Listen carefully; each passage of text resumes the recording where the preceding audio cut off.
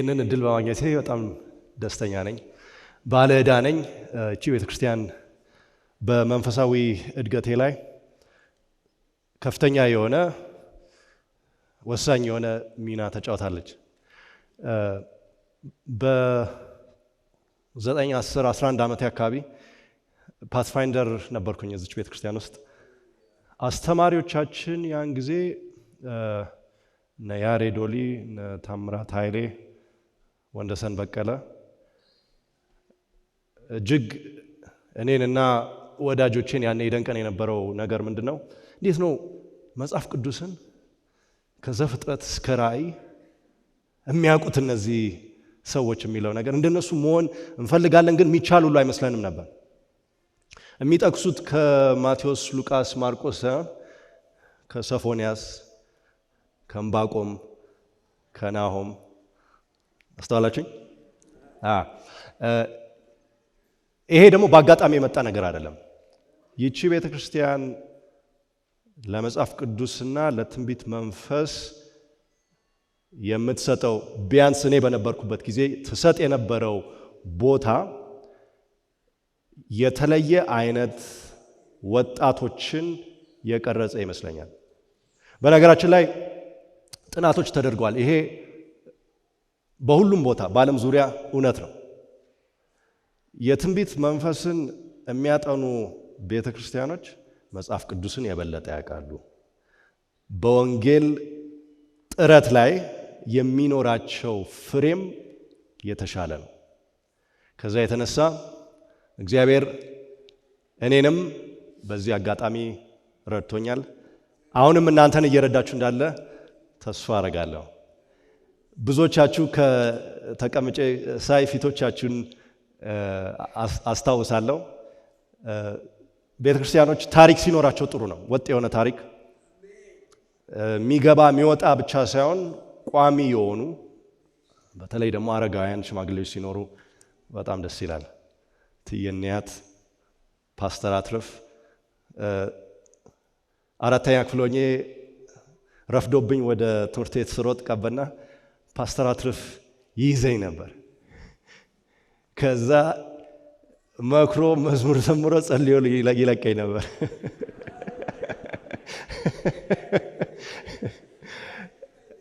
ፓስተር አገኘው ይታየኛል። ወደዛ አካባቢ ከሕፃናት ጋር የመግባባት የተለየ ክህሎት ነበረው ፓስተር አገኘው። የሚናገራቸው ታሪኮች እስካሁን ድረስ አእምሮዬ ውስጥ አሉ፣ አልረሳኋቸውም። ፓስተር ጥሩነህንም አይቻቸው ነበር መሰለኝ። ፓስተር ጥሩነህ ልክ ነው። ፓስተር ጥሩነህ ከታሪክ ጋር ያላቸው ቁርኝ ያንን ደግሞ የሚያውቁትን ነገር ደግሞ በሚጣፍጥ ለዛ ባለው ድምጸት ሲያስተላልፉ ብዙ የማይረሱ ትዝታዎች አሉ። እግዚአብሔር ይመስገን። ሌሎቻችሁንም ስላላየዋቸው አይደለም፣ ግን እያንዳንዳችሁን ብጠቅስ እንግዲህ ጊዜ ላይኖር ነው። እግዚአብሔር ይችን ቤተክርስቲያን አሁንም ለወደፊትም በጸና መንገድ ትውልድን በሚቀይር መንገድ ሁላችንም ለጌታ ኢየሱስ ክርስቶስ ምጽአት የምታዘጋጅ የጌታ ኢየሱስ ክርስቶስ መሳሪያ እንድትሆን ምኞቴና ጸሎቴ ነው። በነገራችን ላይ ከቤተ ክርስቲያኗ ጋር ያለኝ ግንኙነት ከሀገር ከወጣው 25 ዓመት ነው። ኑሮዬን ወደ አሜሪካ አካባቢ ካረኩ ማለት ነው እና ከአንድ 8-9 ዓመታት በፊት ጥበበ ስላሴን ታውቁታላችሁ። ከጥቂት ወራት በፊት ባልሳሳት እዚህ እኔ የቆምኩበት ቦታ ቆሞ ነበር። የወንጌል ስራ በተለይ ጽሑፍን ትኩረት ያደረገ የወንጌል ስራ እንዴት ነው የምንሰራው የሚል ሐሳብ አምጥቶ እኔን ወንድማችን ዘውዱም እንግዲህ እቺ ቤተክርስቲያን በሙዚቃ አካባቢ ብዙ ታሪክ ያላት ቤተክርስቲያን ናት። ዘውዱ በዛ ውስጥ ትልቅ ድርሻና ትልቅ አስተዋጽኦ ነው ያለው። እኔ ራሴ ፒያኖ ገና መለማመድ ስጀምር እንግዲህ ትንሾች መነካካት ሲፈልጉ ብዙ ጊዜ ተው ዞር በሉ ይባላል። ዘውዱ ግን ራሱ እየተጫወተም ቢሆን ዞር ብሎ ምን ያህል ሰዓት ነው የምትፈልገው ብሎ እኔ እንድቀመጥ ይፈቅድልኝ ነበርና እኔን ዘውዱን ዳዊት መሐሪን ጀርመን ያለውን ታውቁታላችሁ። ተነጋግረን እንዴት ነው ከያለንበት እንግዲህ ጀርመን አሜሪካ ትልቅ ሀገር ናት። ጥበበ ካንሳስ ሲቲ ነው ያለው። እኔ ወደ ዲሲ አካባቢ ነኝ፣ ዘውዱ እዚህ ነው። እግዚአብሔር ረድቶን ብዙ ስራ ለመስራት ችለናል። ያሰብነውን ያህል አይደለም፣ ነገር ግን ብዙ ስራዎችን ለመስራት ችለናል። የክርስቶስ ምሳሌያዊ ትምህርቶች የሚለው መጽሐፍ ታውቁታላችሁ። እሱ ታምራዊ በሆነ መንገድ ነው ለህትመት በቅቶ ዛሬ በእጆቻችሁ በቤቶቻችሁ ሊገባ የቻለው ያ መጽሐፍ።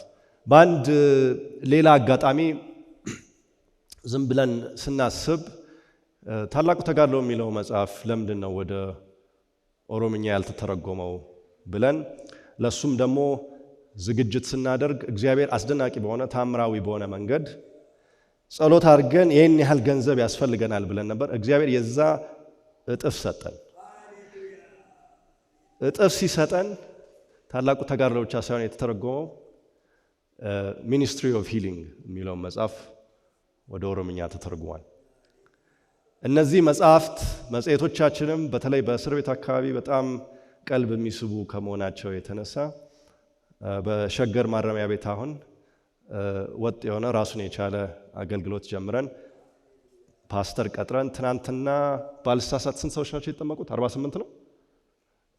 እና እግዚአብሔር አስደናቂ በሆነ መንገድ እየረዳን የተለያየ ቦታ ተቀምጠን ቢሆንም እሱን የምንፈልግ ከሆነ እግዚአብሔር መልካም አምላክ ነው። ነገሮችን ማቀናጀት፣ ማያያዝ፣ ማሳካት ይችላልና የፍኖተ ብርሃን አገልግሎት ለኔ በህይወቴ ትልቅ በረከት ያመጣልኝ እጅግ የሚያስደስተኝ ብዙ ተአምራት ያየንበት አገልግሎት ነው። ከጥቂት ሳምንታት በፊት የምስጋና ጊዜ ነበርና የሆኑትን ነገሮች የተሳኩትን ነገሮች እግዚአብሔር ያደረገልን ነገሮች ብንቆጥር ማብቂያ የለውምና እግዚአብሔርን እጅግ አድርገን እናመሰግናለን። መነሻው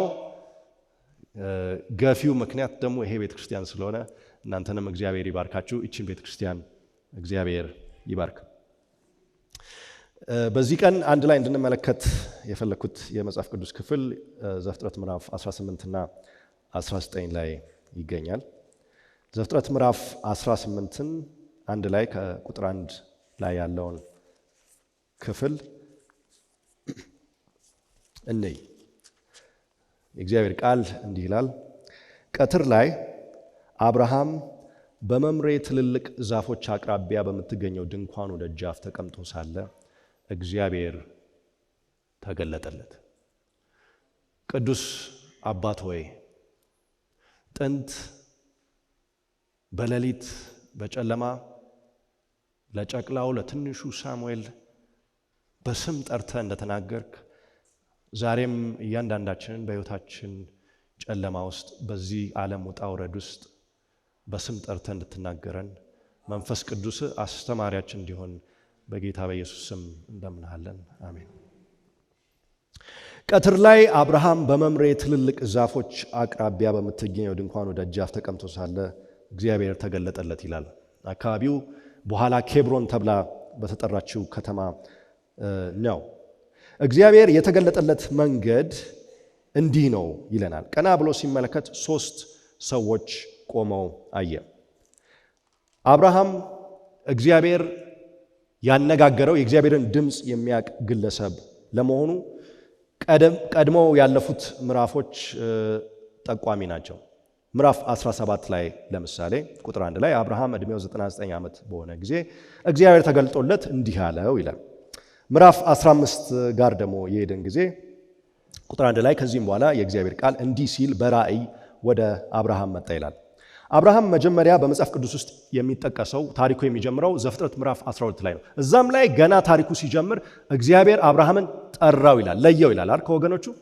ስለዚህ ለእግዚአብሔር ድምፅ ለእግዚአብሔር ራእይ አዲስ ሰው አልነበረም። ምዕራፍ 18 ላይ ግን እግዚአብሔር ለሱ የሚገለጥበት መንገድ አዲስ ነው። 3 ሰዎች ቆመው አየ።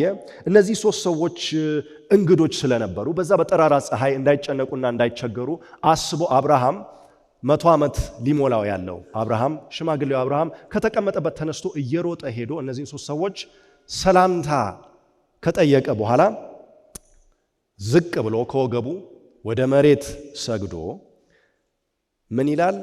መሪያቸው የነበረውን ከ3ቱ ለአንዱ ጌታዬ በፊት ሞገስ አግኝቼ እንደሆነ ባሪያህን አልፈ አትሂድ፣ ጥቂት ውሃ ይምጣላችሁና እግራችሁን ታጠቡ፣ እዚህም ከዛፉ ስር አረፍ በሉ፣ ወደ እኔ ወደ አገልጋያችሁ ከመጣችሁ እህል ቀምሳችሁ ትበረቱ ዘንድ ምግብ ላቅርብላችሁና ጉዟችሁን ትቀጥላላችሁ ይላል። ይሄ ወገኖች ተግባራዊ የሆነ ክርስትና ነው። የወሬ ምናባዊ የሆነ ክርስትና ሳይሆን ሰውን ምን ሊጠቅመኝ ይችላል፣ ዘሩ ምንድን ነው፣ ቤተሰቤ ነው፣ ወገኔ ነው፣ ነገ አንድ ነገር ላገኝ እችላለሁ በሚል አስተሳሰብ ሳይሆን ሰውን በሰብአዊነቱ እግዚአብሔር ሰውን በመልኩ በአምሳያው ስለፈጠረ ይሄን ነገር በጥልቅ የተረዳው አብርሃም ማንንም ሰው ባይ የተቸገረ ከሆነ መረዳት ካለበት ያንን ሰው መቅረብና ወደ ቤቴ ማስገባት አለብኝ አለ። እግዚአብሔር ለአብርሃም እንዲህ አይነት መንፈስ ስለሰጠው እናመሰግነዋለን።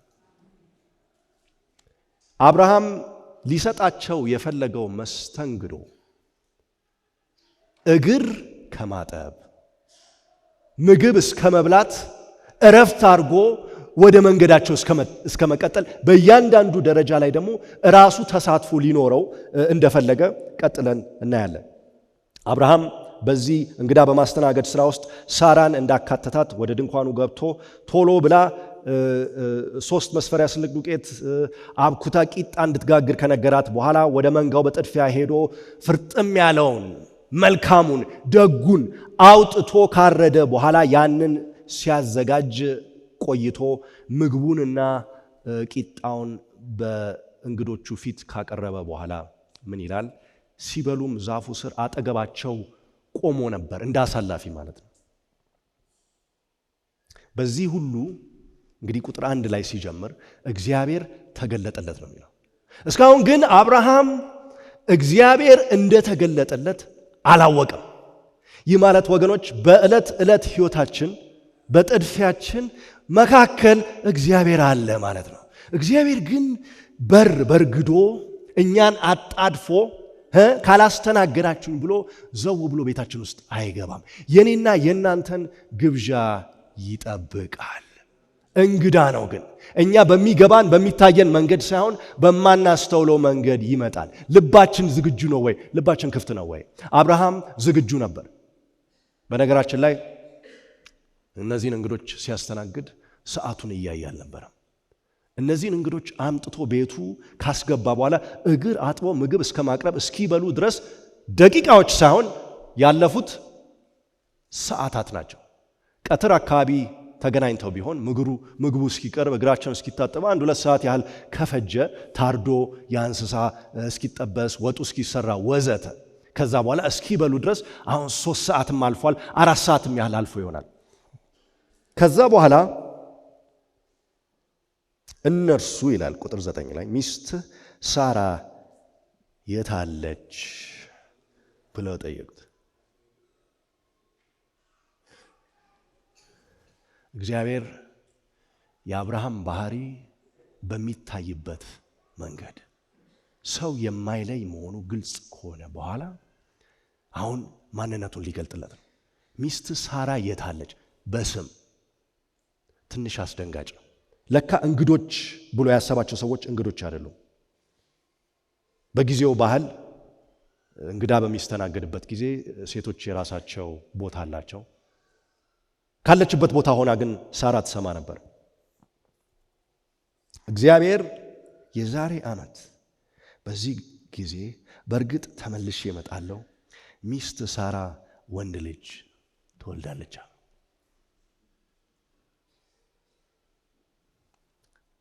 እግዚአብሔር የአብርሃምን መስተንግዶ ከተቀበለ በኋላ አብርሃም ቤት ውስጥ ያለውን ነገር አቅርቦላቸው እንግዶቹ መርካታቸውን ተመልክቶ ደስ ካለው በኋላ አሁን ደግሞ እግዚአብሔር የጓዳውን ጉዳይ ሁል ጊዜ ጭንቀት የነበረበትን ነገር አሁን አንስቶ የዛሬ ዓመት እጎበኛለሁ ይለዋል። አብርሃም ካሁን ቀደም ልጅ እንደሚያገኝ ወንድ ልጅ እንደሚያገኝ ሳራም የዛ ልጅ እናት እንደምትሆን በተደጋጋሚ ሰምቶ ነበር። ከመሰልቸቱ የተነሳ ወይንም ካለማመኑ የተነሳ በአጋር በኩል እስማኤል ተወልዶ ነበር። እግዚአብሔር ግን አሁን ተገልጦ ቤቱ ድረስ መጥቶ ይህንን ነገር ተናገረው። ከዛ በኋላ ሳራ ማመን ተሳናት፣ ሳቀች። ይህን ሁሉ ስታርቅ ጮክ ብላ አይደለም፣ ስነ ስርዓት ያላት እናት ነበረች። ውስጧ ግን ይሄ ነገር ብላ የሚሆን አይመስለኝም ብላ የምጸት አይነትም ሳቅ ነበር። እግዚአብሔር ግን ያንን ነገር ሰምቶ ሳራ ለምን ሳቀች ብሎ ይጠይቃል። ከዛም አልሳኩም ብላ ትደነግጣለች። ምክንያቱም የልቧን የአእምሯን ማንበብ የሚችል ማን ነው፣ እነዚህ እንግዶች ማን ነው የሚለው ነገር አሁን ግልጽ እየሆነ ስለሄደ ቁጥር 14 ላይ ለእግዚአብሔር የሚሳነው ነገር አለን? በድጋሚ የዛሬ ዓመት በተባለው ጊዜ ተመልሼ እመጣለሁ፣ ሳራም ልጅ ይኖራታል ይላል። ለመሆኑ እግዚአብሔር ለአብርሃም በዚህ መንገድ የተገለጠው ጌታ ኢየሱስ ክርስቶስ ከነዚህ ሁለት መላእክት ጋር ለአብርሃም የተገለጠው ይህንን ነገር ሊነግረው ስለፈለገ ነው? ወይንም ርቦት ነው? ወይንም እግሮቹን ለመታጠብ ስለፈለገ ነው? ምንድነው ሚስጥሩ? ጉዳዩ ምንድነው? ለአብርሃም የተነገረው ነገር ከቀጠሮ ውጪ የዛሬ ዓመት ጎበኛለሁ ከሚለው ጉዳይ ውጪ ካሁን ቀደም የሰማው ነገር ነው። ልጅ እንደሚኖረው፣ ያ ልጅ ደግሞ የተስፋው ልጅ እንደሚሆን። ታዲያ እግዚአብሔር ሰው መስሎ በዚህ ጊዜ መምጣቱ ለምን አስፈለገ? ዕብራውያን ምዕራፍ 1 ላይ እግዚአብሔር በተለያየ ጊዜ በተለያየ ሁኔታ ለአባቶቻችን ምን አረገ ይላል? ተናገረ። አሁን ግን በዘመን ፍጻሜ የማንነቱ ነጸብራቅ ራሱን በሆነው በልጁ ምን አረገ? ተናገረ ይላል። ስለዚህ በኢየሱስ ክርስቶስ እግዚአብሔር የተናገረው ነገር ወሳኝ፣ ሁላችንም ጆሮአችንን ቀረብ አድርገን ልንሰማ የሚገባ ጉዳይ ነው ማለት ነው። እዚህም ጋር እግዚአብሔር ለአብርሃም ሊነግረው ሊያስተላልፈው የፈለገው ጉዳይ ምንድን ነው? በጌታ በኢየሱስ ክርስቶስ ውስጥ የምናየው ነገር የእግዚአብሔርን ፊት ነው። እግዚአብሔር ምን አይነት አምላክ ነው? ከሩቅ ብዙ የምንሰማው ነገር አለ ስለ እግዚአብሔር። በሕይወታችን ተሞክሮ እግዚአብሔር ጨካኝ ወይም ቅን ያልሆነ ፈራጅ፣ ዱላ ይዞ አርጩሜ ይዞ በየጥፋታችን እየተከታተለ ይሄን አድርገሃል፣ ይሄን አጥፍተሃል፣ መስመር አንደኛው መስመር፣ ሁለተኛው መስመር፣ ሶስተኛው መስመር ክስ እያለ እየጻፈብን የማይረሳ ጥፋታችንን ዘውትር የሚያስታውስ የሚከሰን አምላክ አድርገን ልናስበው እንችላለን። ይሄንን ስል ብዙዎቻችን እኔ ይሄን አላምንም ልንል እንችላለን። ወሬያችን እንደዛ ሊሆን ይችላል። አኗኗራችን ግን ሌላ ነገር ሊጠቁም ይችላል። እሺ ይሄንን ጥቂት ገባ ብለን እንየው። ብዙ ጊዜ ሰዎች በሆነ ጉዳይ ላይ ጸሎት እስቲ እናርግ ሲባል መጸለይ አይፈልጉም። አስተውላችኋል? ይሄንን አንተ ጸልይ ብለው ወደ ሌላ ሰው የሚያዞሩት ነገር አለ። ዓለም አቀፋዊ ጉዳይ ነው ይሄ። እናንተን ለመንካት ብዬ አይደለም። ምክንያቱም ምን ሊሆን ይችላል? እውነት እግዚአብሔርን የምናውቀው ከሆነ ከሱ ጋር መነጋገር የሚያስፈራን ለምንድን ነው? በአእምሮአችን የተበላሸ አስተሳሰብ ስላለ ነው። እግዚአብሔርን አስመልክቶ አዳምና ሔዋን እግዚአብሔር መጥቶ አዳም የታለ ሲል አዳም ምን አድርጎ ነበር? ሸሽቶ ነበር። ፈላጊ ማን ነው? እግዚአብሔር። የሚሸሸው ማን ነው? ሰው። ቃይንን ወንድሙን ከገደለ በኋላ ንስሐ እንዲገባ ጊዜ ከሰጠው በኋላ ቃይንን ሄዶ አናገረው። እግዚአብሔር ምን አለው? ወንድምህ አቤል የት አለ? ቀላል ጥያቄ አይደለም። የክስ መንፈስም የለበትም። ቃይን ምን አለ? ፈላጊ ማን ነው? እግዚአብሔር። የሚሸሸው ማን ነው? በመሳፍንት መጽሐፍ ላይ በወይም በተባለው ቦታ ላይ እግዚአብሔር የተናገረውን ነገር ታስታውሳላችሁ? እግዚአብሔር ተገለጠ ይላል። መስዋዕት ሊያቀርቡ መጥቶ የውሸት በግብዝነት የተሞላ የግብር ይውጣ ካንገት በላይ ነገር ሊያረጉ ሲሉ እግዚአብሔር ተገለጠና ምን ነው ረሳችሁኛል? ከግብፅ አውጥቻችሁ በስንት ጭንቀት ውስጥ በስንት መከራ ውስጥ ካሳለፍኳችሁ በኋላ ለምን ረሳችሁኝ ሲል ህዝቡ ድምፁን ከፍ አድርጎ ምን አረገ ይላል? አለቀሰ ይላል። እግዚአብሔርን ብናውቀው ምን ያህል እንደሚፈልገን ምን ያህል ጉዳይ ብሎ እኛ ጋር ለመገናኘት ቤታችን ውስጥ ገብቶ ለመስተናገድ እንደሚፈልግ ብናውቅ ኖሮ ህይወታችን በእጅጉ ሌላ መልክ ይኖረው ነበር። ያ ነገር ስላልገባን ነው። በመጀመሪያ ይላል ዮሐንስ ወንጌል ምዕራፍ 1 ላይ ቃል ነበረ፣ ቃልም በእግዚአብሔር ዘንድ ነበረ። ቃልም ማን ነበረ? ራሱ እግዚአብሔር ነበረ። የመለኮታዊ ሙሉነት በአካል ውስጥ አደረ ይላል ቆሎስያስ ምዕራፍ 2 ቁጥር 9 ላይ ጌታ ኢየሱስ ክርስቶስ ሙሉ በሙሉ ከጥንት ከዘላለም እስከ ወደፊት እስከ ዘላለም መለኮታዊ ባህሩ አይቀየርም፣ አምላክ ነው። በአምላክ ላይ ግን ሰብአዊነትን የኛን ደካማ ውስን ችግር መቋቋም የሚከብደውን ያንን ሥጋ ለበሰ። በዛ ሥጋ ግን ሳይንገዳገድ ሳይሸነፍ መለኮታዊነት አይሎ ከሞት ተነሳ። በሰማይ ዛሬ እኛን ወክሎ የቆመው እኛ እንደሱ እንደምንሆን ለመጠቆም ቃሉን ቀረብ ብለን በተመለከትን መጠን ጌታ ኢየሱስ ክርስቶስ ለኛ ያደረገው ነገር እኛን ለመቀየር ከመለኮታዊ ባህሪው እንዲያጋራን እንዲያካፍለን እንደሆነ ስናውቅ ቅድም እንዳልኩት ጨለማው፣ መከራው፣ ፈተናው እዚህ ምድር ላይ ጭቅጭቅ የሚፈጥሩብን ነገሮች መፍትሄ ያገኛሉ። ክርስቶስ ፈጣሪ አምላክ ወደ አብርሃም ቤት የመጣው የዛሬ ዓመት ልጅ ታገኛለህ ሊለው አይደለም። ከዛ የጠለቀ ነገር ሊነግረው ስለፈለገ ነው። ነገር ግን ጥልቁን ነገር ከመናገሩ በፊት አብርሃም ሥጋ ለባሽ እንደመሆኑ መጠን ለእግዚአብሔር የሚሳነው ነገር አለ ወይስ የለም በሚለው ነገር ላይ እርግጠኛ ስላልነበረ መጀመሪያ ወደ ቤቱ መጣ። አብሮት ያንን ቂጣ በላ። ምግቡን ከበላ በኋላ የተስፋውን የቃል ኪዳኑን ጉዳይ ካደሰ በኋላ አሁን ወደ ዋናው ጉዳይ ሊገባ ነው። ሰዎቹም ለመሄድ ሲነሱ ቁልቁል ወዴት ተመለከቱ ይላል? ወደ ሰዶም። እዛ አብርሃም ሊሸኛቸው አብሯቸው ወጣ። አሁንማ ግድ ነው መሸኘት። እግዚአብሔር መሆኑን ካወቀ በኋላማ መላቀቅ የለም አሁን አይደለም እንዴ? ሊሸኛቸው ወጣ። በወጣ ጊዜ እግዚአብሔር እንዲህ አለ። የእግዚአብሔርን ድምፅ ተመልከቱ። እግዚአብሔር እንዲህ አለ፣ እኔ የማደርገውን ነገር ከአብርሃም እሰውራለሁን? ሰምታችኋል? እኔ የሚለው ማን ነው? እኔ የማደርገውን ነገር ከአብርሃም። አብርሃም ማለት ሥጋ ለባሹ አብርሃም፣ ከአጋር ልጅ የወለደው አብርሃም፣ ግብፅ በነበረበት ጊዜ በሚስቱ ጉዳይ የዋሸው አብርሃም። ከዚህኛው አብርሃም ጉዳይን ሚስጥሬን መደበቅ እችላለሁ ነው ይላል። አይገርማችሁም? አብርሃም ኃያል አምላክ እንደዚህ ሲናገረው ሱራፌል ወይም ኪሩቤል አይደለም። ግልጽ ነው። አብርሃም ደካማውን እግዚአብሔር ምን ይሏል? ካንተ የምደብቀው የማደርገውን ነገር ከአብርሃም መሰወር እችላለሁ ነው ይልና ምክንያቱም ሲናገር አብርሃም በእውነት ታላቅና ብርቱ ሕዝብ ይሆናል፣ የምድር ሕዝቦች ሁሉ በእርሱ ይባረካሉ። ትክክለኛና ቀና የሆነውን በማድረግ የእግዚአብሔርን መንገድ ይጠብቁ ዘንድ ልጆቹና ከእርሱ በኋላ ቤተሰቦቹን እንዲያዝ መርጫዋለሁ። ይኸውም እግዚአብሔር ለአብርሃም የሰጠው ተስፋ ሁሉ እንዲፈጸም ነው። ወገኖች፣ አብርሃም በተጠራበት ጊዜ ምድር በጣዖት አምልኮ የተሞላች ነበረች። ዛሬ በዓለም ዙሪያ ጣዖት የሚያመልኩ ሰዎች ጥቂቶች ናቸው። ጣዖት ስል እንግዲህ ጠለቅ ብለን ካየነው ሌሎች አይነት ጣዖቶች አሉ። ነገር ግን እግዚአብሔር በሐውልት መንገድ እንደው ተሰርቶ ወዘተ የሚለውን ነገር ከአብዛኛው የምድር ክፍል እንዲጠፋ ያደረገው የአይሁድ እምነት ክርስትናና በመጨረሻ ከክርስትና በኋላም የመጣው እስልምና ነው።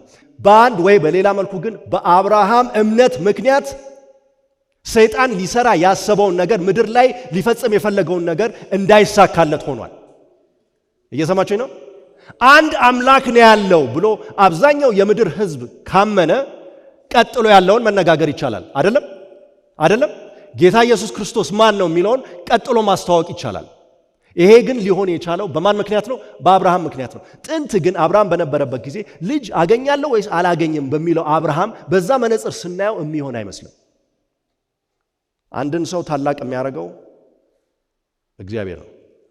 ደግነትህ፣ ቸርነትህ ኃያል አረገኝ ይላል ዳዊት መዝሙር 119 ላይ ሕጉ ማለት ባህሪው ማለት ነው።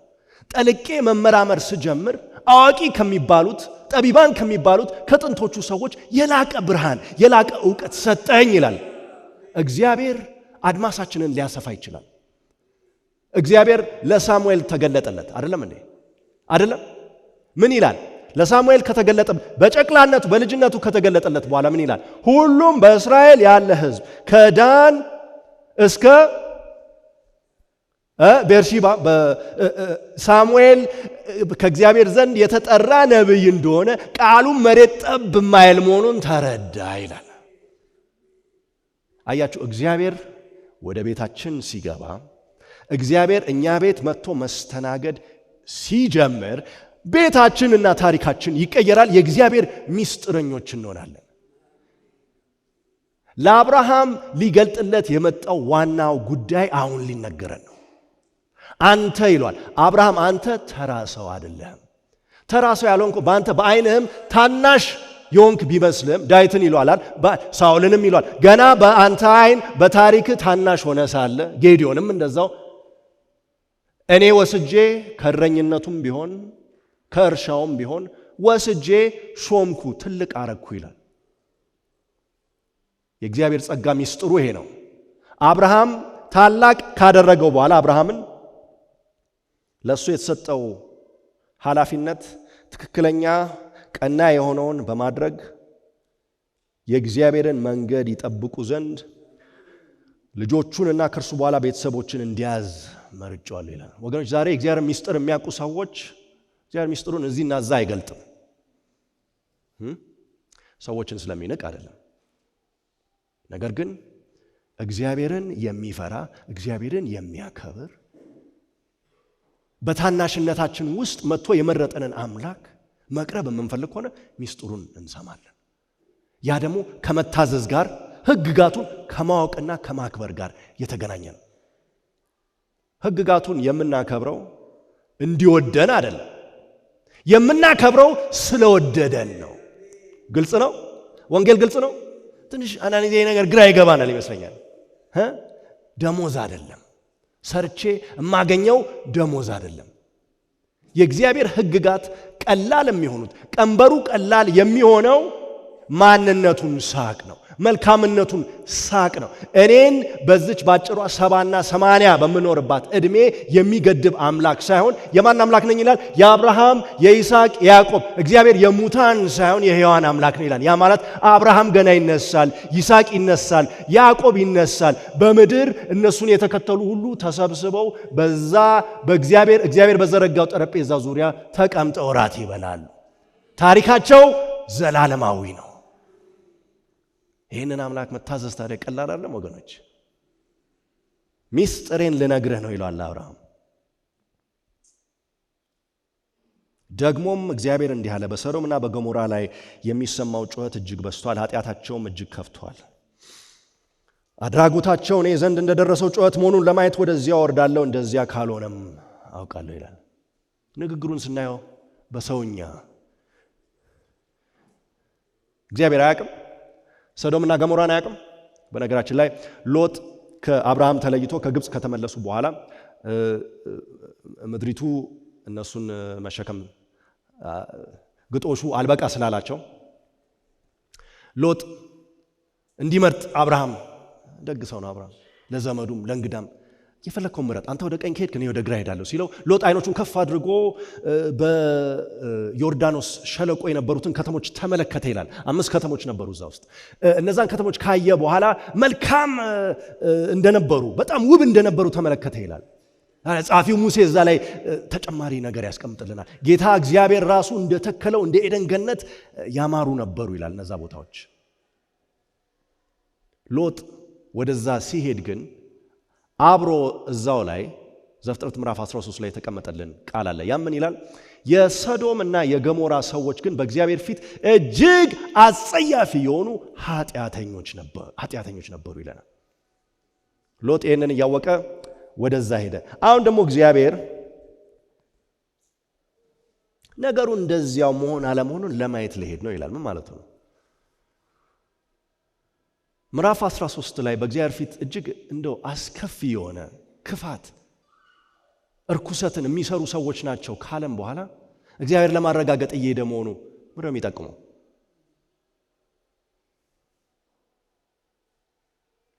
ሰዎቹም ፊታቸውን ወደ ሶዶም አቅንተው ሄዱ። ሁለቱ። አብርሃም ግን በእግዚአብሔር ፊት እንደቆመ ነበር። አብርሃምም ወደ እርሱ ቀረብ ብሎ እንዲህ አለ፣ በእርግጥ ጻድቁን ከኃጢአተኛው ጋር አብረህ ታጠፋለህን?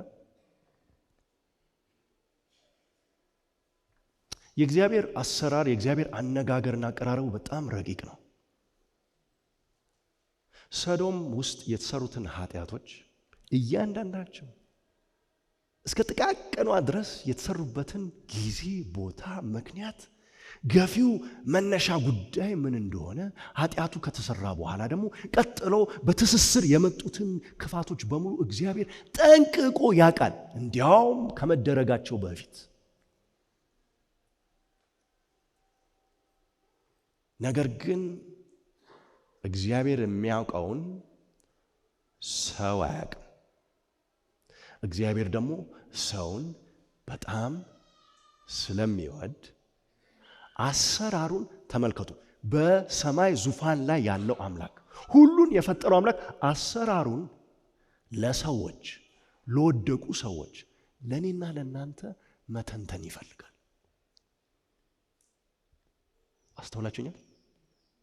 ሚስጥሩን፣ ጥልቅ የሆነውን መለኮታዊውን ነገር ለኛ ሊያስረዳን ይፈልጋል። አያችሁ፣ ገና ከጅማሬው አብርሃም ጋር መጥቶ አስደንግጦት ወደ ሶዶም እኮ ሊሄድ ነው ላጠፋው ነው ቢል ምን ይፈጠር ነበር? ነገር ግን እንግዳ ሆኖ መጀመሪያ ቀረበ። እንግዳ ሆኖ ከቀረበ በኋላ አብርሃም አስተናጋጅ ሆኖ ወደ ቤቱ አስገባቸው። ሰዎች ወደ ቤታችን ሲገቡ አብረውን ካወሩ በኋላ፣ አብረውን ከበሉ ከጠጡ በኋላ፣ እግሮቻቸውን ካጠብን በኋላ የሚሰማ መቀራረብ አለ አይደለም? መተማመን። እግዚአብሔር ያንን ነገር ነበር የፈለገው። አብርሃምን ይሄን ሚስጥር ከመንገሩ በፊት ልቡን እያዘጋጀው ነበር። ከዛም ደግሞ የሚያስጨንቀው ዘውትር ራስ ምታት የሆነበትን ጉዳይ፣ የሳራን ልጅ አለመውለድ ጉዳይ፣ እሱን ሁሉ መፍትሄ ከሰጠው በኋላ፣ እረፍት ካገኘ በኋላ፣ የአብርሃም አእምሮ ሰላም ካገኘ በኋላ አሁን ወደ ዋናው ጉዳይ እንምጣ ይለዋል። ይህንንም ነገር ሲነግረው አስፈሪ በሆነ በኃይለ ቃል ሳይሆን በስልጣን ሳይሆን ወደዛ ሊሄድ ነው እወቅ፣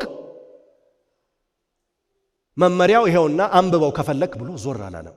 ምን መሰለህ አብርሃም፣ እዛች ከተማ ውስጥ ብዙ የሚሰራ ነገር አለ ሲባል ሰምቻለሁ፣ ለማየት ልሄድ ነው ሲል ይሄ ምን ያደርጋል? ከአብርሃም ዘንድ ጥያቄ ይጋብዛል። እግዚአብሔር ጥያቄ ይወዳል። ሰማችሁኝ? እግዚአብሔር ጥያቄ ይወዳል።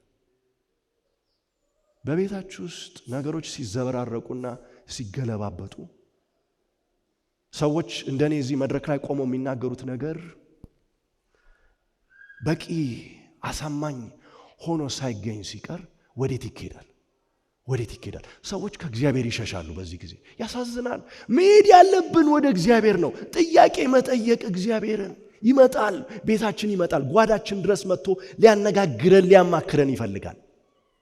አብርሃም ጥያቄ እንዲጠይቅ ጋበዘው። ወገኖች፣ የሰባተኛ ቀን አድቬንቲስት ቤተክርስቲያን ከሌሎች ቤተክርስቲያኖች ልዩ የሚያደርገው ጉዳይ ምንድነው? የእግዚአብሔር ፍርድ ለምርመራ ክፍት ነው የሚለው እምነታችን ነው። ሰማችሁኝ? የእግዚአብሔር አሰራር ክፍት ነው፣ ዝግ አይደለም። በተዘጋ በር በጨለማ ውስጥ የሚሰራ የሚጎነጎን የሚያልቅ የሚወሰን የሚፈረድ ጉዳይ ሳይሆን ግልጽ፣ ክፍት። በሰማይ ምን ይላል? ዳንኤል 7 ላይ መጽሐፍት ምን ሆኑ? ተከፈቱ። ምን እንዲሆን? እንዲነበብ። ራዕይ ዮሐንስ ምዕራፍ 5 ላይ በዙፋኑ መካከል 7 ማኅተሞች የቆለፉት አንድ መጽሐፍ አየው። ከዛም አንድ ኃያል መልአክ ምን አለ? ማን ይህንን ሊከፍተው ይችላል? እግዚአብሔር እንዲከፈት ይፈልጋል። ነገር ግን በሰማይ በምድር ከምድርም በታች ያንን መጽሐፍ የሚከፍት አንድም አልተገኘም። ነገር ግን ዮሐንስ ሲያለቅስ እናስ መፍትሄው ምንድነው? ጠፋን እኮ አለቀን እኮ ሲል አይዞህ ይሏል አንድ ሽማግሌ። አይዞህ ተገኝቷል። ያንን መጽሐፍ የሚከፍት ያንን ማህተም የሚፈታ ተገኝቷል። ምን መሰላችሁ? ያ ነገር የእግዚአብሔር ድንቅ አሰራር እኮ ነው። እሱ ለምንድነው ዙፋኑ ላይ የተቀመጠው የሚለውን ሉሲፈር ጥያቄ አንስቷል ነበር። አሳማኝ በሆነ መንገድ ጉልበት ሁሉ ለእግዚአብሔር እስኪንበረከክ ድረስ፣ በኃይል አይደለም፣ እነዛን ማህተሞች የከፈተው ማን ነው? የታረደው በግ። የታረደው በግ። የታረደው አንበሳ አይደለም። ስሙኝ፣ የታረደው አሞራ አይደለም። የታረደው በግ። ሊያርዱት ሲወስዱት አንገቱን እንደደፋ ምንም አይነት መልስ ሳይሰጥ ሲሰድቡትና ሲዘልፉት አፉን ያልከፈተው አብረውት የተሰቀሉት ወንጀለኞች እንኳን ሲኮንኑት የሚያረጉትን አያውቁምና ይቅር በላቸው። ያኮ ነው፣ ያ ነው የሚከፍተው። ለካ እግዚአብሔር እንዲህ ነው። ለካ ዙፋኑ ላይ ተቀምጦ ሊጨቁነን ወይም ሊያጠፋን ሳይሆን ለካ ልብ ውስጥ ያለው ነገር ይሄ ነው፣ ፍቅር ነው የሚለው ነገር ግልጽ ሆነ። እግዚአብሔር እንድናውቀው ይፈልጋል። አሰራሩ ላይ ወገኖች፣ በመስቀሉ ላይ የሆነው ነገር ሁሌ አለ። የእግዚአብሔር አሰራር የተጻፈበት ቀለም የጌታችን የኢየሱስ ክርስቶስ የቀራንዮ ደም ነው። የማረጋውን ነገር አሰራሬን ከአብርሃም አልደብቅም። አያችሁ፣ ለዚህ ዘመን መልእክት አለን አይደለም? የሶስቱ መልአክ መልእክት አይደለም? ይህንን ወስደን የሰዎች አናት ላይ በዱላ ይሄ ነገር ይግባ የምንል ከሆነ ያ የእግዚአብሔር ባህሪ አይደለም። ተቃራኒውን ነው እየሰራን ያለ ነው። ጌታ እግዚአብሔር በዱላ ቢሆን ጥንት ጨርሶት ነበር ጉዳዩ። የታላቁ ውዝግብ በዱላ የሚያልቅ ቢሆን ገና ከጅማሬው አልቆ ነበር። እስካሁን የዘገየበት ምክንያት እኔ ማቀውን እውነተኛ ማንነቴን እነሱም እንዲያውቁ የሚለው ጉዳይ ወሳኝ ስለሆነ። ሰዶም እኮ ድሮ ነው ያለቀላት። አብርሃም ከግብፅ ሲመለስ 75-80 ዓመቱ አካባቢ ነው ሎጥ ወደዛ ሲሄድ። አሁን 100 ሊሞላው ነው። 20 ዓመት አልፏል። ያ ማለት ጽዋቸው ከሞላ ግፋቸው፣ ክፋታቸው፣ ጸያፍ ስራቸው ሁሉ ጥግ ከደረሰ 20 ዓመታት አልፏል ማለት ነው። የሚያሳየው ምንድነው? እግዚአብሔር ታጋሽ ነው፣ ይጠብቃል።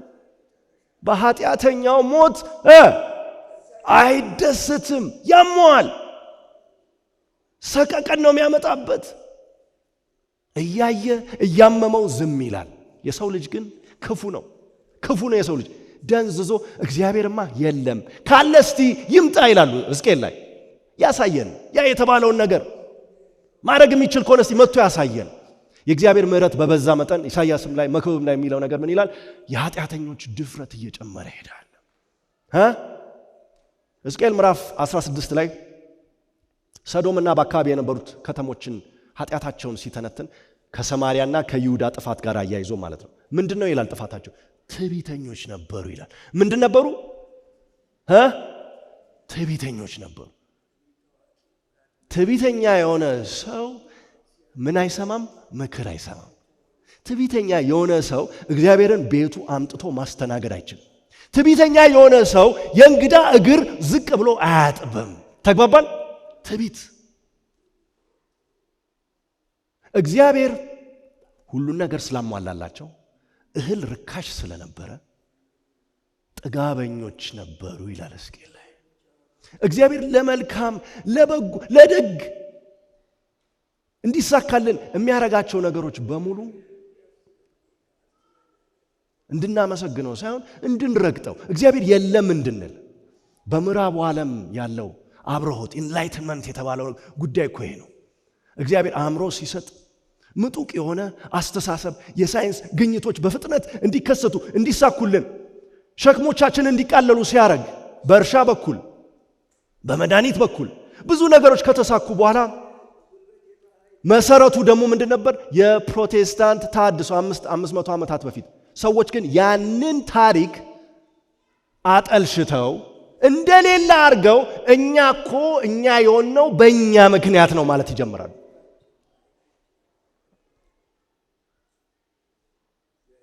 ይሄ የሰዶም ችግር ብቻ ሳይሆን ከሰባቱ አብያተ ክርስቲያናት ውስጥ ራዕይ ዮሐንስ ምዕራፍ 3 ላይ የትኛዋን የሚመለከት ነው?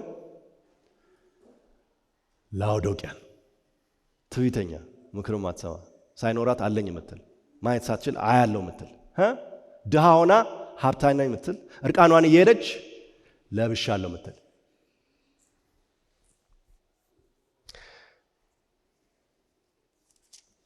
አብርሃም የእግዚአብሔርን ግብዣ ተቀብሎ ጥያቄ ይጠይቃል።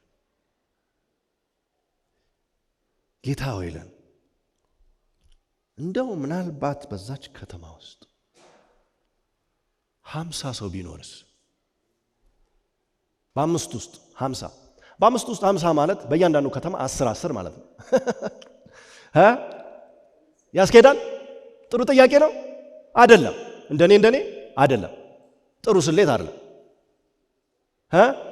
50 በነገራችን ላይ አብርሃም ለምን ከ50 የጀመረው? ለምን ከ1000 አልጀመረም? ለምን ከ200 አልጀመረም? ያውቃላ። ሰዶምን ያውቃል። ሰዶም ደግሞ ለፍርድ የተቃረበች ቦታ መሆኗንም ያውቃል። አያችሁ ዘፍጥረት ምዕራፍ 13 ላይ ሎጥ ወደዛ ድንኳኑን በዛ አቅጣጫ ጣለ ይላል። ድንኳኑን አይደለም። ምዕራፍ 14 ላይ ከድልዮመር የተባለው ንጉስ ዛሬ ደቡብ ምዕራብ ኢራን አካባቢ ነው እንግዲህ መነሻው። ከዛ ተነስቶ ሰዶምና አካባቢ ያሉትን ከተሞች ለመውጋት እንደሄደ ቃል እግዚአብሔር ይናገራል። የሄደበት ምክንያት ደግሞ ሰዶምና እህት ከተሞቿ ለ12 ዓመታት ያህል ግብር ይከፍሉ ነበር ለዚህ ንጉስ። ከዛ 13ኛው ዓመት ላይ አመጹ። በማመጻቸው ምክንያት ደግሞ ያ ንጉስ ደስ አላለው። አመጻችሁ እንዴ ብሎ ወገኖቹን ሰብስቦ ሊወጋቸው መጣ። ሩቅ ነው መንገዱ። ከአስቡት አሁን ከደቡብ ምዕራብ ኢራን እስከ ዮርዳኖስ ሸለቆ ድረስ ተጉዞ መጣ። በመሃል ብዙ አገሮች አሉ። ያሉትን አገሮች እየዳመጠ እየጨፈጨፈ ከጥቅም ውጪ አድርጎ ቀላል አገሮች አይደሉም። አንዳንዶቹ እንደ አናቅ ልጆች ረጃጅም ሰዎች፣ ጀግኖች፣ ብዙ ጀብዱ የሰሩ ሰዎች ያሉበት እነሱን ሁሉ ካበላሸ በኋላ ደረሰ። እዛ የሰዶምና የገሞራ አካባቢ የነበሩ ከተሞች ይህን ያህል አስጨናቂ ያልሆኑበትም ማርኳቸው ተሸክሟቸው ሄደ። በምርኮኞች ውስጥ ደግሞ ማን ነበር? ሎጥና ቤተሰቡ። አብርሃም በቤት ውስጥ ያሉትን 318 ሰዎች ሰብስቦ ሄዶ አዳናቸው። ካዳናቸው በኋላ የሰዶም ንጉሥ እባክህን ሰዎቹን ልቀቅልኝ አለ። በጦርነት ድል የሚያደርግ የሁሉ ባለቤት ነው። ሕጉ ይሄ ነው። አብርሃም ግን የማንንም የጫማ ጠፍር የማንንም ልብስ አንድም 5 ሳንቲም ከናንተ አልወስድም። ሕያው እግዚአብሔር ያደረገውን ነገር ለዛ እኔ ጥቅም ማግኝበት አይደለም፣ ሌሎቹ ከፈለጉ ይውሰዱ፣ እኔን ግን ሀብታም አታረጉኝም እናንተ ብሎ ሲናገር የሰዶም ሕዝብ ስለ እግዚአብሔር በፊትም ያውቃሉ። የእግዚአብሔርን ባህሪ ግን በአዲስ መንገድ ለማየት እድል አገኙ። ጸልየው ነበር አብርሃም እንዲመጣና እንዲያስጥላቸው? አልጸልየው። ማን የላከው አብርሃምን? እግዚአብሔር። ሰዶምና ገሞራ በነበሩበት ጊዜ የውሃው ጥፋት 500-600 ዓመት በፊት ነው የተከናወነው። እዛ ላይ መረጃ ፈልገው እንደሆነ ለማጣራት ከፈለጉ የኖህ ልጅ ሴም በሕይወት ነበር። ሄዳችሁ ይዩት መጽሐፍ ቅዱስ ላይ። የሞተው አብርሃም ከተወለደ በኋላ ነው። ስለዚህ ማወቅ ከፈለጉ ዕውቀት ከፈለጉ ያቺ ዓለም እንዴት ነው የጠፋችው፣ ለምን ጠፋች የሚለውን ሄደው መጠየቅ ይችሉ ነበር፣ ማግኘት ይችሉ ነበር፣ እድሉ ነበር። ነገር ግን አልፈለጉም። ቢሆንም እግዚአብሔር አዳናቸው። አብርሃምን ልኮ ትንሽ ጠጋ ላርገው ወገኖች፣ ወዳለንበት ሁኔታ ወደ ኢትዮጵያ እየሰማችሁ ነው።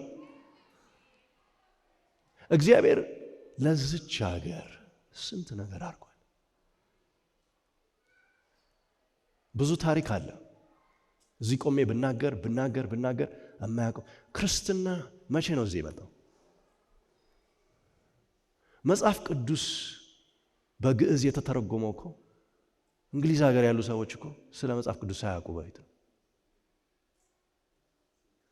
ያ ሁሉ የእግዚአብሔር ጸጋ ሲፈስ እኛ ደግሞ ፊታችንን ስናዞር እግዚአብሔርን ወደ ኋላ የራሳችንን ፈቃድ እንቢተኛነታችንን፣ ጭካኔያችን፣ ግልፍተኛ መሆናችን ይኸውን ገሃድ እየወጣ ነው። እውነት ክርስትና የሰለጠነባት አገር ናት ይቺ? እውነት መጽሐፍ ቅዱስ ተነቧል እዚህ ሀገር? መጽሐፍ ቅዱሱንም ከተውን በኋላ ሚስዮናውያን ከአውሮፓ መጥተው አቡሩሚ የሚባሉ አንድ ከጎጃም አካባቢ ወደ ግብጽ ሄደው የነበሩ ቄስ ከፈረንጆች ጋር በትብብር መጽሐፍ ቅዱስ ተተርጉሞ አውሮፓ ታትሞ መጣ። እኛ እንኳን ስንተው እግዚአብሔር አልተዋችሁም አለ። እየሰማችሁ ነው? የአድቬንቲስት ቤተክርስቲያን እዚህ ሀገር እንዴት ነው የተቋቋመችው? ፓስተር ጥሩነህና ፋንታውን የተነተኑትን ታሪክ ሰምታችኋል አይደል? በሰው ኃይል ነው። የሼህ ዘካርያስን ታሪክ ታውቃላችኋል? ከሰው ነው አይደለም። እኔ ለመለስ አይደለም። ራሱ እግዚአብሔር ከሰማይ ወርዶ ይቺ ሀገር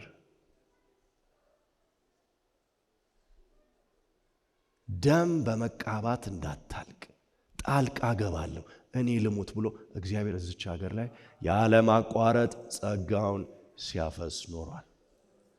እኛ ግን አልታዘዝነው። እኛ ስል አሁን ከሀገሩ ወጣ ብዬ ጠበብ ላረግ ነው። እኛ አድቬንቲስቶች አልታዘዝንም። አያችሁ፣ አብርሃም ሰዶምን ታደገ አይደለም? ዘፍጥረት ምዕራፍ 13 ላይ ታደገ አልታደገም? አሁን እዚህ ላይ እግዚአብሔር የሰዶምን ጉዳይ ከማን ጋር ነው ለማውራት የመጣው? ከአብርሃም ጋር። እና እውነት ነው እቺ ከተማ ክፉ ናት እንደፈለገች ትሁን አለ አብርሃም? አላለም። ፈራ ተባ እያለ እኔ ትቢያ የሆንኩት እኔ አመድ የሆንኩት እኔ አፈር የሆንኩት ከእግዚአብሔር ጋር እንዴት መነጋገር እችላለሁ? ግን ጌታዬ ይላል። ለምን? በውስጡ ልክ እግዚአብሔር ያስቀመጠው የምልጃና የእግዚአብሔር ፍቅር ስለነበረ ነው። 50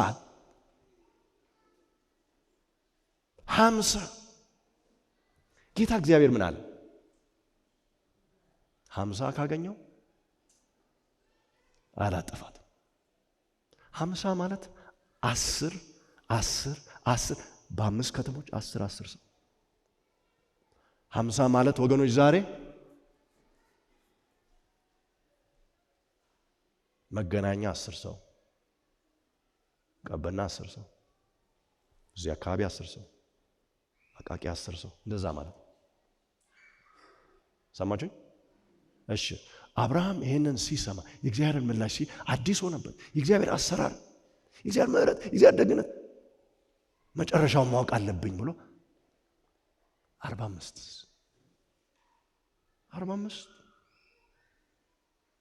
ምን አለ እግዚአብሔር? ይሁን 45 ከ10 ወደ ስንት ወረደ? 9 ከዛስ 40 ስንት 8 40 ነሻለ 30 ስንት ነው አላችሁ? 6 ይሁን አለ እግዚአብሔር። ከዛስ አብርሃም ተዋ። ለካ እንደዚህ ልቡ ደግ ነው እንዴ! 20 ስንት ደረሰ? ባካችሁን ድምጻችሁን ጮክ አድርጉ። ስንት ደረሰ?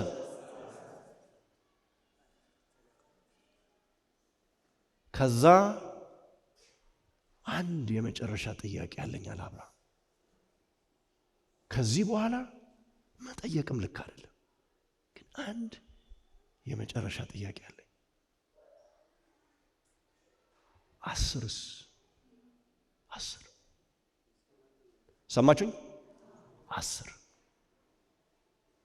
በእያንዳንዱ ከተማ ስንት ሰው? ይህን አምላክ ታውቁታላችሁ? እግዚአብሔር ሆይ ለምን ኢትዮጵያን ተውካት? ለምን ኢትዮጵያን ተውካት?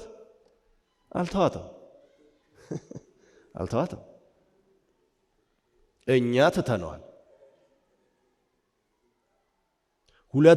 ሁለት ሰው ማግኘት አቃተው እግዚአብሔር። ይሄ ነው ችግሩ።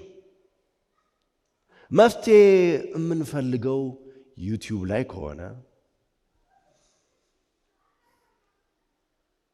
በፖለቲካ መርዝ የተቀመረ ወሬ የሰማን ወንድሞቻችንን ወደ አለማመን አልፎም ወደ መጥላት የምንሄድ ከሆነ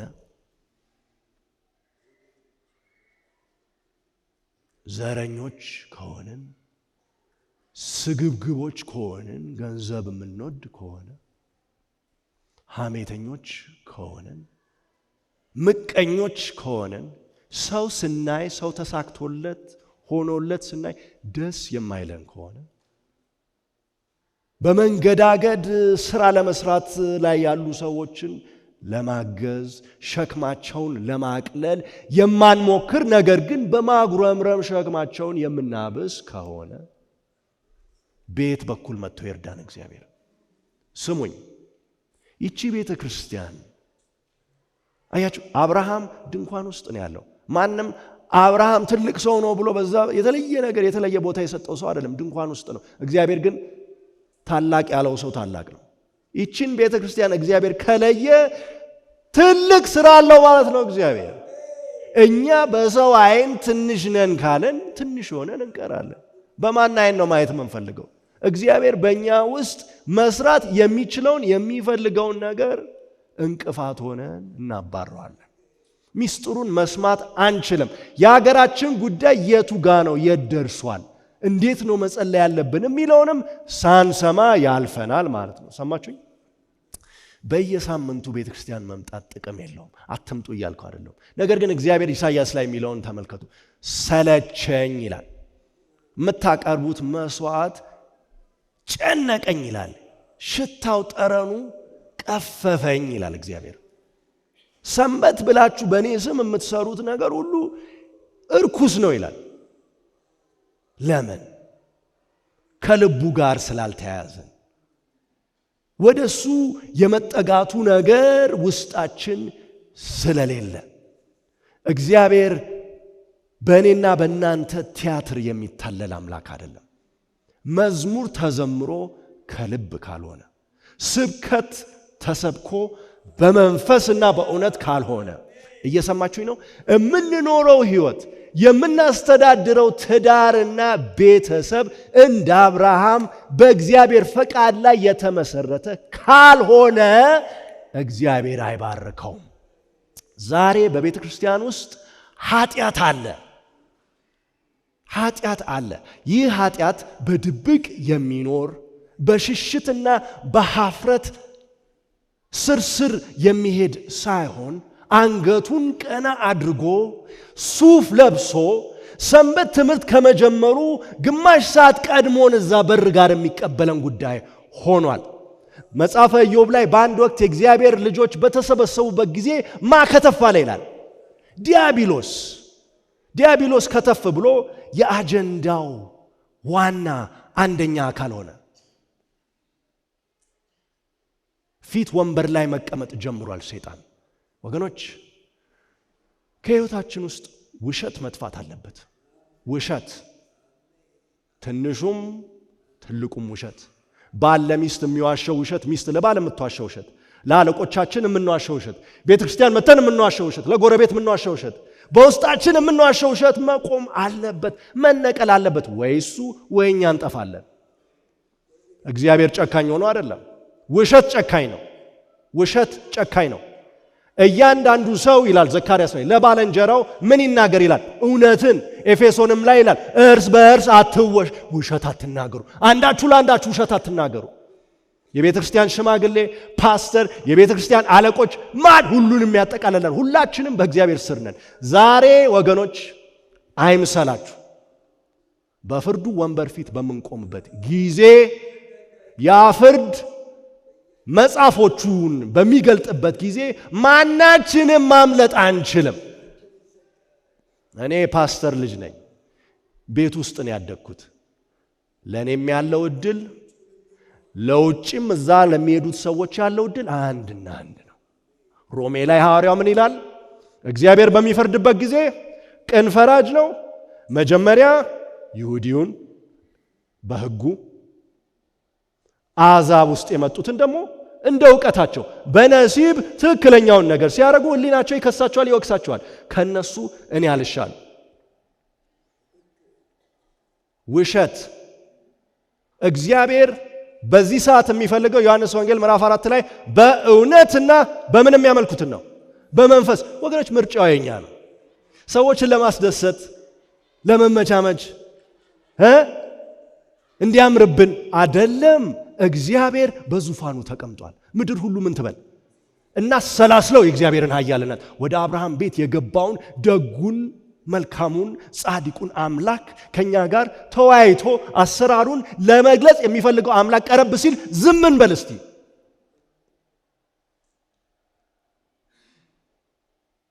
ሌብነት፣ ጭካኔ፣ ራስ ወዳድነት፣ በእግዚአብሔር አምሳያ የተሰሩትን ሰዎች ረግጦ መሄድ ራስ ወዳድነት፣ ለገንዘብ ለስልጣን ራስን ከፍ ከፍ ለማድረግ። እየሰማችሁኝ ነው? እኔና እናንተ ይመለከተናል ይሄ ነገር። እግዚአብሔር ምን እያለ ነው ዛሬ? ወደ አዲስ አበባ ልሄድ ነው። ሰምቻለሁ ወሬ፣ እዛ የሚሰሩትን ሰምቻለሁ። እኔ እንደሰማሁት መሆን አለመሆኑን ለማረጋገጥ ሄጄ ላይ ነው ይላል። ሰማላችሁ? ላይ ነው። ዛሬ እግዚአብሔር ቤታችሁን ሊያይ ይመጣል። በር ልትዘጉ ነው? ታስተናግዱታላችሁ። አያችሁ፣ ከነ ግሳንግሳችን ይወደናል፣ ከነ ቆሻሻችን ያፈቅረናል። እድፉን ግን ማስለቀቅ ይፈልጋል። ደሞም ኃይል አለው። ኃጢአታችንን ብንናዘዝ እርሱ ከኃጢአት ሁሉ ሊያነጻን ምንድነው? ይችላል። አትፍሩ፣ ይችላል።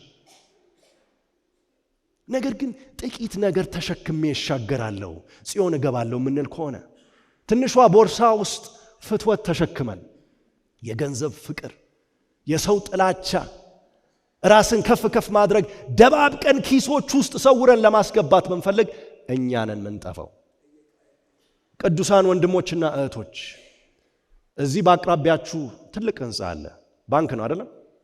በስማችሁ 3 ወይ 4 ቢሊዮን ዶላር ተቀምጧል ብትባሉ ሄዳችሁ ታመጡታላችሁ? አታመጡ? እኔ አመጣለሁ። ነገር ግን እዛ ለመድረስ ፋንድያ፣ ጭቃ፣ አላስፈላጊ መጥፎ ነገር አለ መንገዱ ላይ ቢባል እሱን ፈርታችሁ ትቀራላችሁ? እንዳለን እንደምንም ብለን ተንከባለን ተንፏቀን እንደርሳታለን አይደለም? ወገኖች ሰማይ አያምልጠን። ይሄ ከአብርሃም ጋር ያወራው አምላክ አብርሃምን አውቃለሁ የሚለው እኮ ገና የወደፊቱን እያሰበ ነው፣ የጽዮንን እያሰበ ነው። ያኔ ከኔ ጋር በዙፋን ላይ ይቀመጣል እያለ ነው። ሰማችሁኝ? ለላውዶቂያ ቤተክርስቲያን ምን ይላል? የሚሰማ ተግሳጼን የሚቀበልና ተግባራዊ የሚያደርግ ወደ ቤቱ ገብቼ እራት እበላለሁ፣ ከዚያም ደግሞ ከኔ ጋር በምን ላይ ይቀመጣል? በምን ላይ? የምድሩ ጭቅጭቅ ከዛ ጋር ሲስተያይ፣ ጳውሎስ እንደሚለው የምድሩ ሰጣ ገባ ከዛ ጋር ሲስተያይ ቀላል ነው። ክርስቶስን ያገኘ፣ ክርስቶስን በቤቱ ያስተናገደ ብዙ መከራ ይችላል። 10 ሰው ቢኖር አተርፋለሁ። 10 ሰው። ዛሬ እግዚአብሔር 10 ሰው እየፈለገ ነው። ሰሚ እየፈለገ ነው።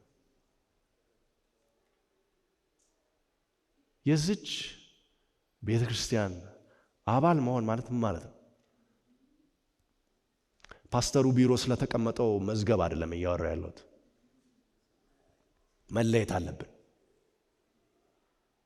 ቋንቋችን ሰዎች ሲሰሙን ይሄ የክርስቶስ ተከታይ ነው ማለት አለባቸው። ልክ ነኝ? ቋንቋችን አይደለም? እዚህ በአገር ጉዳይ የእሱን አስተያየት የእሷን አስተያየት እንስማ ሲባል ለየት ማለት አለበት የለበትም? ኧረ እባካችሁ አለበት። አመጋገብ ላይ ትርኪ ምርኪውን በየቦታው ወድቆ ከሙት እንስሳት ላይ የመጣውን ሁሉ እንደ ቆሻሻ መጣያ ሰውነታችን ውስጥ እንደ መቃብር ሰውነታችን ውስጥ የምናስገባ ከሆነ የከበረው የጌታችን የኢየሱስ ክርስቶስ ወንጌል አልገባንም ማለት ነው። በዋጋ ምን ሆናችኋል ይላል? ተገዝታችሁ። እንድንገዛ አይደለም አበላላችን የምናስተካክለው። ግልጽ ነው። ስለተገዛን ነው። ዋጋ ስለሰጠን ነው እግዚአብሔር አበላላችን መለወጥ ያለበት። ሰንበታቴን ምን አርጉ? አታውቁትም? በእኔና በእናንተ መካከል ምንድናት ነው የሚለው? እስከ መቼ? እስከ ዘላለም። እስከ ዘላለም። የሰንበትን ደስታ የማታውቁ ከሆነ እግዚአብሔርን አታውቁትም ማለት ነው። የሰንበት ደስታ ማለት በሳምንቱ ውስጥ እሁድ፣ ሰኞ፣ ማክሰኞ፣ ሮብ፣ ሐሙስ፣ አርብ ድረስ አእምሮአችን ውስጥ ያለው ቀን ምንድን ነው? ሰንበት ነው።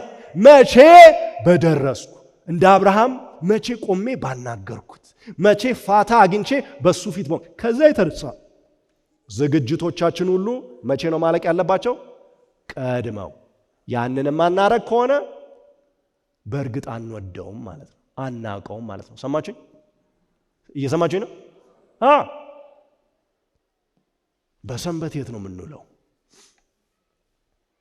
ሻይ ቤት፣ ቡና ቤት፣ ምግብ ቤት፣ ሱቅ። ለብዙዎቻችን የእግዚአብሔርን ቃል ከ10 ወይ ከ15 ደቂቃ በላይ መስማት አንችልም። እግዚአብሔር ይርዳን። ያ ነገር መቀየር አለበት። ዳዊት ምን ይላል? በቤት ምን ያህል ጊዜ ብኖር ይላል? ለዘላለም። ካወቃችሁት እግዚአብሔር ምን ነው ከሰባት አንድ ቀን ብቻ ሆነብኝ ነው የምትሉት? ካወቃችሁት አያምልጠን፣ አይለፈን ወገኖች። ክርስቶስ ኢየሱስ በቅርብ ይገለጣል። ብዙ ሌላ ምለው ነገር አለ፣ ላደክማችሁ አልፈልግም። ክርስቶስ ኢየሱስ በቅርብ ይገለጣል። አሜሪካ ከሄድኩ 25 ዓመት ነው። ዓለም እንደተወዛገበባት ነው። ነገር ግን በፕሮቴስታንት እምነት መሰረት የፕሮቴስታንት እምነት መሰረት ያላት አገር እንደመሆኗ መጠን እግዚአብሔር በዛች አገር ላይ የተለየ ከለላ አስቀምጦ ነበር። ሰሞኑን እየተንገዳገደች ነው። ብዙ ትንታኔ ውስጥ መግባት አልችልም፣ አላቅም ወዴት ሊሄድ እንደሚችል ነገሩ። ነገር ግን ጊዜውን ማወቅ ተገቢ ነው። ተስማማን? አሜሪካ መንገዳገድ ከጀመረች የሆነ ደረጃ ደርሰናል ማለት ነው። ሰሙኛላችሁ? ስለዚህ ዝግጅት ያስፈልጋል። ዝግጅት ያስፈልጋል። የሚያስፈልገው ዝግጅት መኪና ለመግዛት አይደለም፣ ቤት ለመግዛት አይደለም፣ የኑሮን ውድነት ለመቋቋም አይደለም። እሱ እየባሰ ሊሄድ ይችላል። ሰማችሁኝ? እሱ እየባሰ ሊሄድ ይችላል። አሁን የሚያስፈልገን ነገር ረሃብን፣ ችግርን፣ ቸነፈርን፣ ጦርነትን ለመቋቋም የሚችል እምነት ነው። ክርስቶስን ማወቅ። ክርስቶስን ስናውቀው በጨለማችን ውስጥ በወህኒ ቤት ውስጥ ለጳውሎስና ለሲላስ ያደረገውን ታስታውሳላችሁ? ሲዘምሩና ሲያመሰግኑ መሬት ተናወጠች ይላል። ለኔና ለናንተ ሲል ምድርን ያናውጣል፣ ሚስጥሩን ይገልጣል። የእግዚአብሔር አሰራርና ፍርዱ በዚህ ጊዜ ምን እንደሚመስል በሰማያውን ፍርድ አለ። ይችን ሳልል አለ እሺ አጥኑት። አሁን በሰማይ ፍርድ አለ። የፍርዱ አሰራር አካሄድ ምንድነው የሚለውን ማወቅ ግድ ይላል። ከምድር መጎሳቆል አይኖቻችንን አንስተን ወደ ክርስቶስ፣ ነፍሴ ደስ የምትሰኝብህ ጌታ፣ በጭንቀቴ የምጠራ አጽናኝ፣ ደጋፊ፣ ብርቱ መከታዬ፣ ተስፋዬ፣ ሁለንተናዬ። እግዚአብሔር ይባርካችሁ።